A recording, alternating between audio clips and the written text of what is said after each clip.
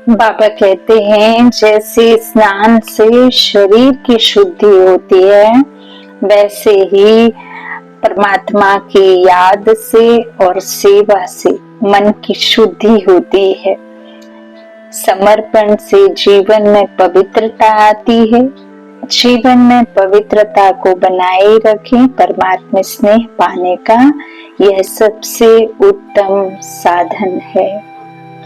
कल की मुरली में बाबा ने कहा कि ये शरीर आधार है मुझ परमात्मा के पास पहुंचने का, इसलिए इस देह का भी ध्यान रखें। ओम शांति। 5 सितंबर 2024 के ईश्वरीय महावाक्य हैं। आज की मधुर मुरली का सार है। मीठे मीठे प्यारे प्यारे श्री बाबा ने कहा, मीठे बच्चे तुम्हें यहाँ प्रवृत्ति मार्ग का लव मिलता है, क्योंकि बाप दिल से कहते हैं मेरे बच्चे। बाप से वर्षा मिलता है, यह लव देहधारी गुरु नहीं दे सकते। प्रश्न, जिन बच्चों की बुद्धि में ज्ञान की धारणा है, शुरूर बुद्धि है, उनकी निशानी क्या होगी? उत्तर, उन्हें दूसरों को सुनाने का शौक होगा। उनकी बुद्धि मित्र संबंधियों आदि में भटकेगी नहीं। शुरूर बुद्धि हो जाते हैं जो होते हैं, वह पढ़ाई में कभी उबासी आदि नहीं लेंगे, स्कूल में कभी आंखें बंद करके नहीं बैठेंगे। जो बच्चे तवाई होकर बैठते, जिनकी बुद्धि इधर उधर भटकती रहती, वह ज्ञान को समझते ही नहीं। उनके लिए बाप को याद करना बड़ा मुश्किल है। ओम शांति। यह है बाप और बच्चों का मेला, यही संगम युग, यही कुंभ का मेला, यही पुरुषोत्तम संगम युग, यही कार्तिक मास, जब आत्माएं इस ज्ञान सागर में, ज्ञान गंगा में स्नान करती हैं। तो गुरु और चेले अथवा शिष्यों का मेला नहीं है। इन गुरु लोगों की दृष्टि रहती है कि यह हमारे शिष्य हैं अथवा फॉलोअर्स व जिज्ञासु हैं। हल्की दृष्टि हो गई ना। लेकिन यहाँ परम पिता परमात्मा हम बच्चों को शिष्य नहीं बनाते, छात्र नहीं बनाते। परम पिता परमात्मा हम बच्चों को अपने से भी ऊंचा बनाते हैं, डबल सरताज विश्व का मालिक बनाते हैं। एक पिता को ही बहुत खुशी होती है जब उसका अपना बच्चा उनसे भी ऊंचे पद पर आसीन होता है। तो बाबा कहते वह उस दृष्टि से ही देखेंगे आत्मा को नहीं। जो हद के गुरु हैं वो चेला बनाते हैं ना, तो उनकी हल्की दृष्टि हो गई। वह उसी दृष्टि को देखेंगे, दृष्टि से आत्मा को नहीं देख सकते, वह देखते हैं शरीरों को। और वह चेले भी देह अभिमानी होकर बैठते हैं, उनको अपना गुरु समझते हैं। दृष्टि ही वह रहती है कि हमारा गुरु है, गुरु के लिए रिगार्ड रखते हैं। यहाँ तो बहुत फर्क है। यहाँ बाप ही बच्चों का रिगार्ड रखते हैं, जानते हैं इन बच्चों को पढ़ाना है, यह सृष्टि चक्र कैसे फिरता है। यहाँ तो बहुत फर्क है। यहाँ बाप ही बच्चों का रिगार्ड रखते हैं, जानते हैं इन बच्चों को पढ़ाना है। यह दृष्टि बाबा की होती है। यह सृष्टि चक्र कैसे फिरता है, बेहद की हिस्ट्री ज्योग्राफी बच्चों को समझानी है। उन गुरुओं की दिल में बच्चे का लव नहीं होगा। बाप के पास तो बच्चों का बहुत लव रहता है और बच्चों का भी बाप पर लव रहता है। तुम जानते हो बाबा तो हमको सृष्टि चक्र का ज्ञान सुनाते हैं। वह क्या सिखाते हैं?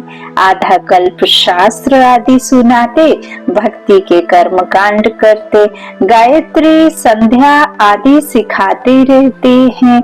यह तो बाप आया हुआ है, अपना परिचय दे रहे हैं। हम बाप को बिल्कुल नहीं जानते थे। हम जैसे ही अपने असली घर को, असली पिता को और खुद की पहचान भूलते, वैसे ही हम दुख की दुनिया में कदम रख चुके होते हैं। जब परमात्मा आकर के खुद की पहचान, हम बच्चों की पहचान और असली घर का पता जब देते, तब फिर हम चढ़ती कला में हम उन सद्गुणों को धारण करके काले से गोरे बनते और आत्मा पवित्र बन पवित्र दुनिया की मालिक बनती है। तो बाबा कहते हैं बिल्कुल नहीं जानते थे, सर्वव्यापी ही कह देते थे। कभी भी पूछो परमात्मा कहाँ है तो झट कहेंगे वह तो सर्वव्यापी है, कण कण में है, ठिक्कर बित्तर में है। यदि परम पिता परमात्मा, भगवान, ईश्वर, अल्लाह, वाहेगुरु, यदि गॉड ही कण कण में होता तो जब भी परमात्मा को, भगवान को याद करते तो कभी भी ऊपर की तरफ बुद्धि नहीं जाती, नीचे की तरफ जाती ना। जब भी हम ईश्वर को याद करते हैं तो हम ऊपर की तरफ इशारा करते हैं, बुद्धि ऊपर की तरफ जाती है, हम कहते हैं ऊपर वाले ना। तो सर्वव्यापी कैसे हो सकता? तुम्हारे पास मनुष्य जब आते हैं तो पूछते हैं यहाँ क्या सिखाया जाता है, बोलो। हम राजयोग सिखाते हैं, जिससे तुम मनुष्य से देवता अर्थात राजा बन सकते हो। और कोई सत्संग ऐसा नहीं होगा जो कहे हम मनुष्य से देवता बनने की शिक्षा देते हैं। देवताएं होते हैं सतयुग में, कलयुग में है मनुष्य। अब हम तुमको सारे सृष्टि चक्र का राज समझाते हैं, जिससे तुम चक्रवर्ती राजा बन जाएंगे। और फिर तुमको पावन बनने की बहुत अच्छी युक्ति बताते हैं। ऐसी युक्ति कभी कोई समझा ना सके। यह है सहज राजयोग। बाप है पतित पावन, वह सर्वशक्तिमान भी है, तो उनको याद करने से ही पाप भस्म होंगे, क्योंकि योग अग्नि है ना। तो यहाँ नई बात सिखलाते हैं। यह ज्ञान मार्ग है। ज्ञान सागर एक ही बाप होता है, ज्ञान और भक्ति अलग अलग है। कहते हैं ना, ऊंचते ऊंच ज्ञान, ज्ञान बिना गत नहीं, सदगति नहीं। तो कौन सा ज्ञान? क्या कोई हद की इंजीनियर, डॉक्टर, आर्किटेक्चर, टीचर या किसी तरह का शास्त्र पढ़ने वाला ज्ञान? नहीं। ऊंचते ऊंच ज्ञान सागर बाप जब आकर ब्रह्मा तन का आधार लेकर हमें बुद्धि को स्वच्छ बनाने के लिए, बुद्धि को पॉजिटिव करने के लिए, बुद्धि को 5 विकारों से, अपने जो गंदे संस्कार हैं, रावण रूपी बाबा ने कहा है जो हमारे संस्कार हैं, वो संस्कारों को भुलाकर परम पिता परमात्मा हमारी आत्मा के 7 गुण जो होते हैं, उन 7 गुणों को हमें धारण कराते हैं। तब फिर हमारी बुद्धि स्वच्छ बनती है। हम आत्मा की स्मृति में जब जीवन जीते हैं तो हम कर्मा कर्म हमारा बनता है, तो हमारा दुनिया श्रेष्ठ कर्म वाली होती है और श्रेष्ठ धर्म वाली। अभी कलयुग में कर्म धर्म श्रेष्ठ नहीं है, अभी क्या है, कर्म भी भ्रष्ट है और धर्म भी भ्रष्ट है। एक परम पिता परमात्मा ही आकर के हमें हमारे कर्मों का गोहा राज समझा करके हमें अपने ही कर्मों को श्रेष्ठ बनाने का, बनने का रास्ता दिखाते हैं, उंगली पकड़ते हैं। फिर आप चाहे छुड़ा दो, चाहे साथ पकड़ करके श्रीमत पर चलकर नई दुनिया के मालिक बनो। तो बाबा कहते हैं भक्ति और ज्ञान अलग है। ज्ञान सिखाने लिए बाप को आना पड़ता है, क्योंकि वही ज्ञान का सागर है। वह खुद आकर अपना परिचय देते हैं कि मैं सबका बाप हूँ, ब्रह्मा द्वारा सारी सृष्टि को पावन बनाता हूँ। पावन दुनिया है सतयुग, पतित दुनिया है कलयुग। तो सतयुग आदि कलयुग अंत का यह है संगम युग। इसको लीप युग कहा जाता है। इसमें हम जंप मारते हैं, कहाँ? पुरानी दुनिया से नई दुनिया में जंप मारते हैं। वह तो सीढ़ी से आहिस्ते आहिस्ते नीचे उतरते हैं, लेकिन बाबा हमें क्या करते हैं? लिफ्ट लगाते, लिफ्ट कराते हैं। तो यहाँ तो हम छी दुनिया से नई दुनिया में एकदम जंप मारते हैं, सीधा चले जाते हैं ऊपर। पुरानी दुनिया को छोड़ हम नई दुनिया में जाते हैं। यह है बेहद की बात। बेहद की पुरानी दुनिया में ढेर मनुष्य हैं, नई दुनिया में तो बहुत थोड़े मनुष्य होते हैं, जिसको स्वर्ग कहा जाता है। वहां सब पवित्र रहते हैं। देखो फिर यहाँ बैकुंठ द्वार, अलग अलग जगह आप कोई मंदिर में जाओ, जैसे बालाजी के मंदिर में हमने देखा साल में एक कुछ मुहूर्त रखते हैं। उस मुहूर्त में एक द्वार खोलते हैं और उस द्वार से निकलने वालों को ऐसा मानते हैं कि ये बैकुंठ द्वार है। जबकि इस संसार में कोई भी बैकुंठ का ज्ञान, सतयुग का ज्ञान, स्वर्ग का ज्ञान, नरक का ज्ञान किसी को भी नहीं है। ना तो देवी देवताओं की कोई जीवनी पता है कि उनको ऐसा किसने बताया बनाया, और ना ही उनको ये पता है कि भगवान कौन है, बैकुंठ क्या है, हम कहाँ थे, कहाँ रहते थे, कैसे आते हैं, कैसे जाते हैं, ये सब परमपिता परमात्मा के सिवाय और कोई बता ना सके। तो बाबा कहते फिर हद में देखो क्या क्या बैठ दंत कथाएं लिख दी हैं, शास्त्र लिख दिए हैं, वो भी हम आप ही बैठ करके लिखते हैं। तो बाबा कहते इसमें किसी का दोष नहीं है, ड्रामा ऐसे ही है जैसा चल रहा है। तो इस तरह बाबा कहते हैं सतयुग में बहुत थोड़े मनुष्य होते हैं जिसको स्वर्ग कहा जाता है ना, तो वहां सब पवित्र रहते। कलयुग में है सब अपवित्र, अपवित्र रावण बनाते हैं। यह तो सबको समझाते हैं कि तुम अब रावण राज्य अथवा पुरानी दुनिया में हो। असल में राम राज्य में थे जिसको स्वर्ग कहा जाता था। फिर कैसे 84 का चक्र लगाकर नीचे गिरे हो, सो तो हम बता सकते हैं। जो अच्छे समझदार होंगे वह झट समझेंगे। बुद्धि में नहीं आएगा वह तो तवाई के मिसाल इधर उधर देखते रहेंगे, अटेंशन से सुनेंगे नहीं। कहते हैं ना तुम तो जैसे तवाई हो। सन्यासी लोग भी जब कथा बैठ सुनाते हैं तो कोई झुटका खाते हैं या टेंशन और तरफ रहता है, तो अचानक उनसे पूछते हैं क्या सुनाया। बाप भी सबको देखते रहते, कोई तबाही तो नहीं बैठे हैं। अच्छे शुरूर बच्चे जो होते हैं वो पढ़ाई में कभी उबासी आदि नहीं लेंगे, स्कूल में कभी कोई आंखें बंद करके बैठे, यह तो कायदा नहीं है। कोई कुछ भी ज्ञान को समझते नहीं। बाप को याद करना उन्हों के लिए बड़ा मुश्किल है। फिर पाप कैसे कटेंगे? जहाँ पाप है वहाँ बाप नहीं, और जहाँ बाप है वहाँ पाप नहीं। तो बाबा कहते हैं जब तक उन्हें याद नहीं करेंगे तब तक फिर पाप कैसे कटे। शुरूर बुद्धि तो अच्छी रीति से धारण कर औरों को सुनाने का शौक रखते, ज्ञान नहीं है तो बुद्धि मित्र संबंधियों की तरफ भटकती रहती है। यहाँ तो बाप कहते हैं और सब कुछ भूल जाना है, पिछाड़ी में कुछ भी याद ना आए। बाबा ने सन्यासियों आदि को देखा हुआ है जो पक्के ब्रह्म ज्ञानी होते हैं, सवेरे से बैठे बैठे ब्रह्म महातत्व को याद करते करते शरीर छोड़ देते हैं। उनके शांति का प्रवाह बहुत होता है। अब वह ब्रह्म में लीन तो हो न सके। ब्रह्म तो रहने की जगह है आत्माओं की, और जब हम आत्मा शरीर लेते हैं तो ब्रह्मा, बाबा कहते ना ब्रह्मा का तन, और ब्रह्मा के तन में फिर बाबा आते हैं ना। तो बाबा कहते हैं अब वह ब्रह्म में लीन तो हो ना सके, फिर भी माता के गर्भ से जन्म लेना पड़ता है। बाप ने समझाया है। वास्तव में महात्मा तो श्री कृष्ण को कहा जाता है महान आत्मा। मनुष्य तो बिगर अर्थ समझे ऐसे ही कह देते हैं। बाप समझाते हैं श्री कृष्ण है संपूर्ण निर्विकारी, परंतु उनको सन्यासी नहीं देवता कहा जाता है, क्योंकि वो देवी गुण वाले हैं। तो सन्यासी कहना व देवता कहना उनका भी अर्थ है।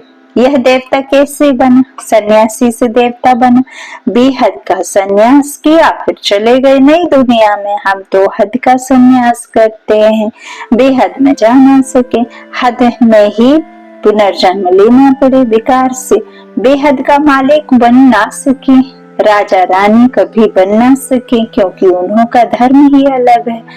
सन्यास धर्म देवी देवता धर्म नहीं है। बाप कहते हैं मैं अधर्म विनाश कर देवी देवता धर्म की स्थापना करता हूँ। विकार भी अधर्म है ना, इसलिए बाप कहते हैं इन सबका विनाश और एक आदि सनातन देवी देवता धर्म की स्थापना करने मुझे आना पड़ता है। भारत महान कब बनेगा?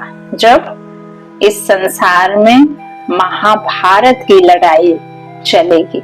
महाभारत अर्थात अनेक धर्मों का विनाश और एक धर्म की स्थापना, जो गुप्त साइलेंस पावर से हो रही है और साइंस की पावर से विनाश की लीला चल रही है। तो यही असली महाभारत की लड़ाई है। घर घर में लड़ाई है, थोड़े थोड़े पैसे के लिए लड़ाई है, प्यार मोहब्बत में एक दूसरे को मार रहे हैं। उसके उससे दिल लगा, उसका उससे दिल लगा, इस चक्कर में मौत के घाट उतार देते हैं। पिता बच्चे का संबंध ठीक नहीं है, बहू बेटियों का संबंध भाइयों से पिता से ठीक नहीं है। तो कितनी छी दुनिया है ना, यही तो महाभारत है। तो बाबा कहते हैं इन सब का विनाश और एक आदि सनातन देवी देवता धर्म की स्थापना करने मुझे आना पड़ता है। भारत में जब सतयुग था तो एक ही धर्म था, वही धर्म फिर अधर्म बनता है। अब तुम फिर से आदि सनातन देवी देवता धर्म स्थापन कर रहे हो। जो जितना पुरुषार्थ करेंगे उतना उच्च पद पाएंगे। अपने को आत्मा निश्चय करना है, भलग्रस्त व्यवहार में रहो, उसमें भी जितना हो सके उठते बैठते या पक्का करो। जैसे भक्त लोग सवेरे उठकर एकांत में बैठ माला जपते हैं, तुम तो सारे दिन का हिसाब निकालते हो। फलाने समय इतनी याद रही, सारे दिन में इतना समय याद रही, टोटल निकालते हो। वह तो सवेरे उठकर माला फेरते। भल कोई सच्चे भक्त नहीं होते हैं, कईयों की बुद्धि तो बाहर कहाँ कहाँ भटकती रहती है ना, काम काज में भटकेगी, बच्चों बीबी तरफ जाएगी, अपना बिजनेस आदि याद आएगा, धन पैसा याद आएगा, तो उसे थोड़ी भक्ति कहेंगे, है ना। असली भक्त तो आत्मा जब परमात्मा को याद करे सच्चे दिल से, है ना, तब सच्चा आस्तिक कहलाएगा ना। जब परमात्मा को जान लेंगे, पहचान लेंगे, ना, उनसे संबंध जोड़ लेंगे और उनकी श्रीमत पर चलेंगे, तभी तो बच्चा बनते हैं। बाबा कहते हैं भल कोई सच्चे भक्त नहीं होते हैं। अभी तुम समझते हो भक्ति से फायदा कुछ भी नहीं मिलता है, ना मिलना है। यह तो है ज्ञान जिससे बहुत फायदा होता है। अभी तुम्हारी है चढ़ती कला, बाप घड़ी घड़ी कहते मन मना भाव। गीता में भी अक्षर है, परंतु उसका अर्थ कोई भी सुन नहीं सकेंगे, जवाब देने आएगा नहीं। वास्तव में उसका अर्थ लिखा हुआ भी है, अपने को आत्मा समझते हैं कि सब धर्म छोड़ मामे कम याद करो। भगवान वाच है ना, परंतु उनकी बुद्धि में है श्री कृष्ण भगवान, वह तो देहधारी पुनर्जन्म में आने वाला है ना, उनको भगवान कैसे कह सकते हैं। तो सन्यासी आदि किसी की भी दृष्टि बाप और बच्चों की नहीं हो सकती है। भल गांधी जी को बापूजी कहते थे, परंतु बाप बच्चे का संबंध नहीं कहेंगे, वह तो फिर भी साकार हो गया ना। तुमको तो समझाया है, अपने को आत्मा समझो, इसमें जो बाप बैठा है वह है बेहद का बापूजी। बाबा कहते हैं भल गांधी जी ने इस देश पर कुर्बानी की, लेकिन उनकी जो सीता राम रघुपति राघव राजा राम कहने से तो सदगति किसी आत्मा की नहीं हुई ना। उन्होंने हद के लिए लड़ाई लड़ी, तो हद के लिए फिर भी साकार में यही कहीं जन्म लेकर के घूम रहे होंगे। तो बाबा कहते हैं कि मैं जो हूँ तो मैं ही सबका कौन सा बापू हूँ। बाबा कहते हैं आत्मा समझो, बाबा कहते बेहद का बापू जी, लौकिक और पारलौकिक दोनों बाप से वर्षा मिलता है, बापू जी से तो कुछ भी नहीं मिला। अच्छा, भारत की राजधानी वापस मिली, परंतु यह वर्षा तो नहीं कहेंगे, सुख मिलना चाहिए ना, शांति होनी चाहिए, विश्व में शांति ना। तो वर्षे होते ही हैं दो, एक हद के बाप का, दूसरा बेहद के बाप का। बेहद का बाप पूरी दुनिया में शांति सुख आनंद लाता है ना, हेल्थ वेल्थ हैप्पीनेस। और हद का सिर्फ धन देता है। तो ब्रह्मा से भी कोई वर्षा नहीं मिलता है, भल सारी प्रजा का वह पिता है, उनको कहते हैं ग्रेट ग्रेट ग्रैंडफादर।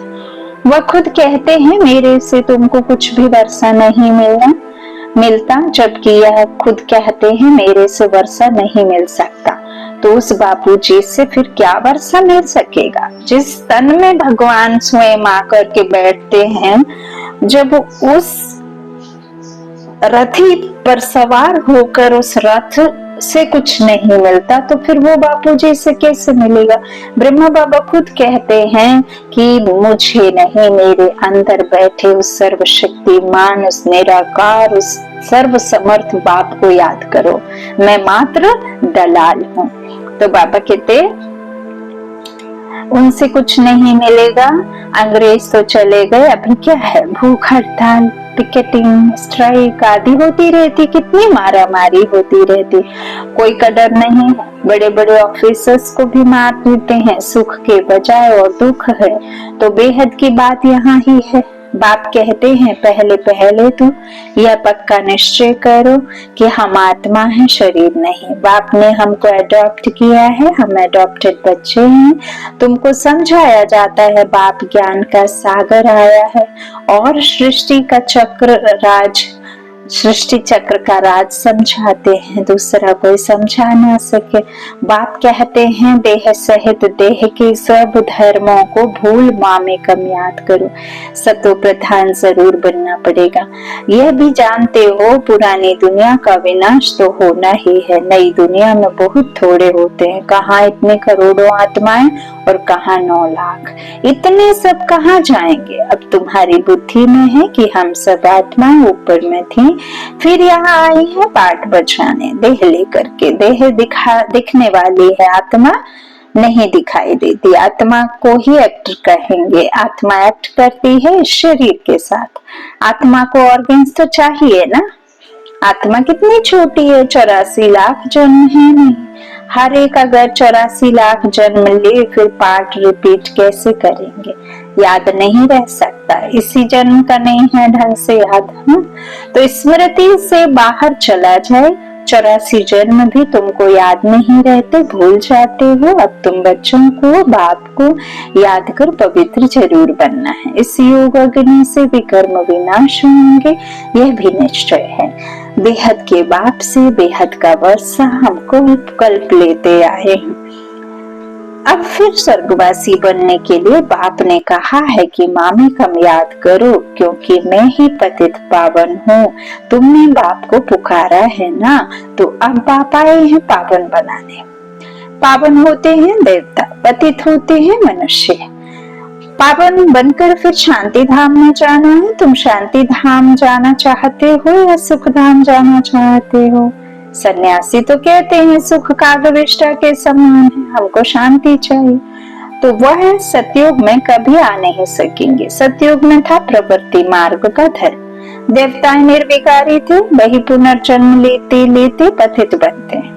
अब बाप कहते हैं निर्विकारी बनना है, स्वर्ग में चलना है, तो मुझे याद करो तो तुम्हारे पाप कट जाए, पुण्य आत्मा बन जाएंगे, फिर शांति धाम सुख धाम में जाएंगे।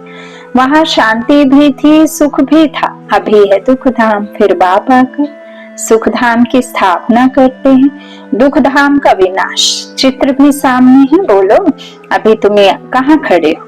अभी है कलयुग का अंत, विनाश सामने खड़ा है, बाकी जाकर थोड़ा टुकड़ा रहेगा। इतने खंड तो वहां होते नहीं। यह सब वर्ल्ड की हिस्ट्री ज्योग्राफी बाप ही बैठ समझाते हैं। यह है पाठशाला। भगवान वाच, पहले पहले बाप का परिचय देना पड़ता है। अभी कलयुग है, फिर सतयुग में जाना है, वहां तो सुख ही सुख होता है। एक को याद करना, वह है अव्यभिचारिया। शरीर को भी भूल जाना है। शांति धाम से आए हैं, फिर शांति धाम में जाना है। जहाँ से आए वहीं जाना होगा ना।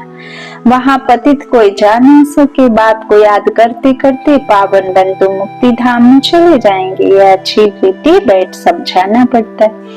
आगे इतने सब चित्र थोड़े ही थे, बिगर चित्र भी नटशेल में समझाया जाता है। इस पाठशाला में मनुष्य से देवता बन जाना है। यह है नई दुनिया के लिए नॉलेज, वह बाप ही देंगे ना। तो बाप की दृष्टि रहती है बच्चों पर, हम आत्माओं को पढ़ाते हैं। तुम भी समझाते हो, बेहद का बाप हमको समझाते हैं। उनका नाम है शिव बाबा। सिर्फ बेहद का बाबा कहने से भी मूंझ जाएंगे, क्योंकि बाबाएं भी बहुत हो गए हैं। म्युनिसिपैलिटी के मेयर को भी कहते हैं बाबा। बाप कहते हैं मैं इसमें आता हूँ तो भी मेरा नाम शिव ही है। मैं इस रथ द्वारा तुमको नॉलेज देता हूँ। और जहाँ रथ के साथ मैं अर्जुन को दिखाया तो अर्जुन शरीर को दिखाया, लेकिन बाबा कहते हैं तुम सब आत्माओं को मैं ज्ञान सुनाता हूँ। तो सभी अर्जुन है ना। तो तीर जिसको लग गया वो ब्रह्मा बाबा जैसा हो गया। तो इनको अडॉप्ट किया है, इनका नाम रखा है प्रजापिता ब्रह्मा। इनको भी मेरे से वर्षा मिलता है। अच्छा मीठे मीठे सिक्के लगे बच्चों प्रति माता पिता बाप दादा का याद प्यार और गुड मॉर्निंग। रूहानी बाप की रूहानी बच्चों को नमस्ते। हम रूहानी बच्चों की रूहानी माता पिता बाप दादा को याद प्यार और गुड मॉर्निंग। धारणा के लिए मुख्य सार है। पहला बाबा ने कहा अभी पुरानी दुनिया से नई दुनिया में जन्म देने का समय है, इसलिए जंप देने का, जन्म नहीं जंप देने का समय है। इसलिए इस पुरानी दुनिया से बेहद का संन्यास करना है। इससे बुद्धि से भूल जाना है। दूसरा, पढ़ाई पर पूरा टेंशन देना है। स्कूल में आंखें बंद करके बैठना यह कायदा नहीं है। ध्यान रहे पढ़ाई के समय बुद्धि इधर उधर ना भटके, उबासी ना आए। जो सुनते जाए वह धारण होता जाए। वरदान है रूहानी नशे द्वारा पुरानी दुनिया को भूलने वाले स्वराज्य सुविश्व राज्य अधिकारी भव। संगम युग पर जो बाप के वर्षे के अधिकारी हैं वही स्वराज्य और विश्व राज्य अधिकारी बनते हैं। आज स्वराज्य है, कल विश्व का राज्य होगा। स्व इंद्रियों, स्व कर्मेंद्रियों पर जब हम वश को कर लेते हैं ना, कर्मेंद्रियों को, तब हम स्व पर राज्य प्राप्त करते हैं। सारी कर्मेंद्रियों को अपने वश में, उनके वश में नहीं। प्रकृति जीत जगत जीत बनते, माया जीत प्रकृति जीत, है ना। तो बाबा कहते हैं स्व पर अधिकार करो, है ना, स्व कर्मेंद्रियों पर, तब फिर विश्व का राज्य होगा। आजकल की बात है, ऐसी अधिकारी आत्मा रूहानी नशे में रहती है और नशा पुरानी दुनिया सहज भुला देता है। अधिकारी कभी कोई वस्तु के, व्यक्ति के, संस्कार के अधीन नहीं हो सकते। उन्हें हद की बातें छोड़नी नहीं पड़ती, स्वतः छूट जाती हैं। स्लोगन, हर सेकंड, हर श्वास, हर खजाने को सफल करने वाले ही सफलता मूर्त बनते। हर सेकंड, हर श्वास, हर खजाने को सफल करने वाले ही सफलता मूर्त बनते हैं। अच्छा, ओम शांति। बाबा की फीस जो है, बाबा कहते हैं मुरली सुनो तो मेरी फीस चुक दो। अच्छा, ओम शांति।